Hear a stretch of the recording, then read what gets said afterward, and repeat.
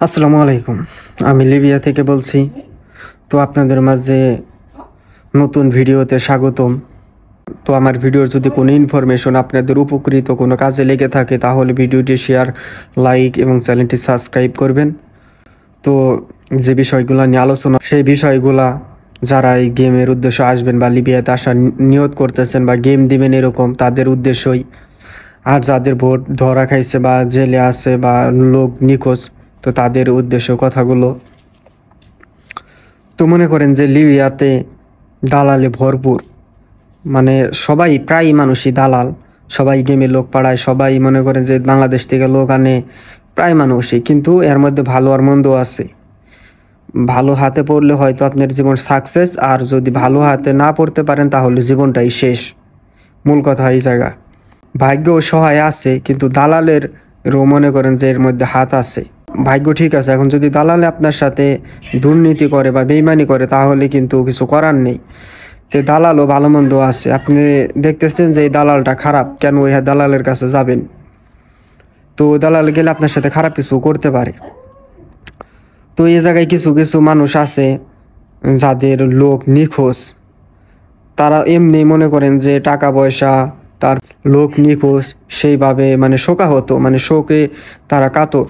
তো এক্ষেত্রে অনেকে সবার সাথে যোগাযোগ করে, লিবিয়ার কিছু ভাই ব্রাদার সাথে বা লিবিয়াতে কিছু মানুষ থাকে তাদের সাথে যোগাযোগ করে।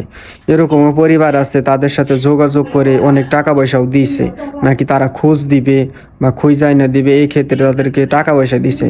তো তাদের উদ্দেশ্যেও কিছু কথা বলি। আপনারা হয়তো ফেসবুকে বা ইউটিউবে, না হয় ফেসবুকে কোনো মাধ্যমে কথাবার্তা শুনেন বা মেসেজ করে বা কোন পোস্ট করে, সেই পোস্টের অনুযায়ী ভিত্তি করে আপনাদের সাথে যোগাযোগ করে।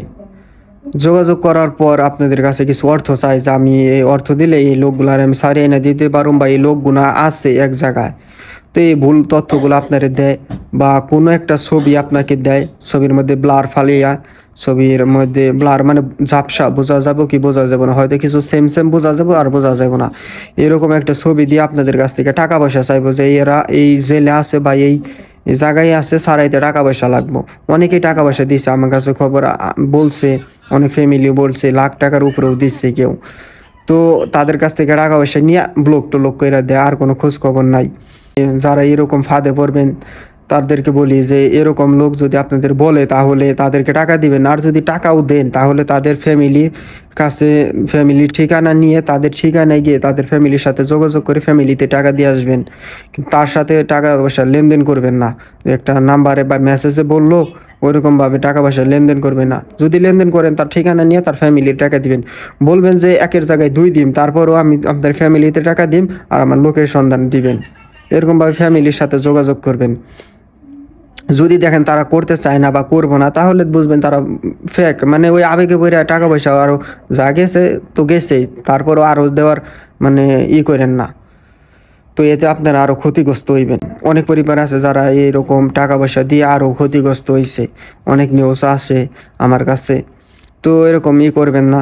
আর এই দেশে সবাইকে বিশ্বাস করবেন না, এই দেশের মানুষগুলো অনেক খারাপ, সবাইকে বিশ্বাস করবেন না। আর এখন বর্তমানে গেম যাইতেছে না, ইনশাল্লাহ সামনে যাবে। আর গ্রীষেও ভোট যাইতেছে না, আবার যাইতেছে দু একটা, ধরাও খাইতেছে, ত্রিপুলি থেকেও যাইতেছে, আবার ধরাও খাইতেছে। তো মাফিয়ার উৎপাত একটু কমে গেছে। তো ইনশাল্লাহ সবাই যাইতে পারতেছে। তো ঈদের পরে হয়তো আরও ভোট যাইব। তো যারাই আসবেন ভালো দালাল ধরে আসবেন। আর যারা এরকম ভুক্তভোগী শিকার হয়েছে তাদেরকে বলি যে আপনাদের যদি কেউ টাকা পয়সা চায় বা এরকম মেসেজ দিয়ে বলে টাকা পয়সা লাগবো, তাদেরকে টাকা পয়সা দিয়েন না। আর দিলেও তার কোনো প্রমাণ রেখে নেবেন, মানে দেখে যে পরিবারের ঠিকানা নিয়ে নেবেন।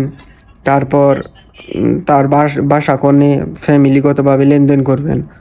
আর আপনার লোক নিখোঁজ থাকলে তার কোনো প্রমাণ দিতে বলবেন, যে ফুলভাবে, হয় একটা ভয়েস নয়, একটা ছবি নয়, ভিডিও ফোনে কথা বলিয়ে দিতে পারবেন এরকম। তাছাড়া লেনদেন করেন না, আপনাদের রিকোয়েস্ট করি। আর যদি লেনদেন করে থাকেন আপনাদের ব্যক্তিগত ব্যাপার। তো ভিডিওটি শেয়ার করে দিবেন, চ্যানেলটি সাবস্ক্রাইব করবেন। আসসালামু আলাইকুম।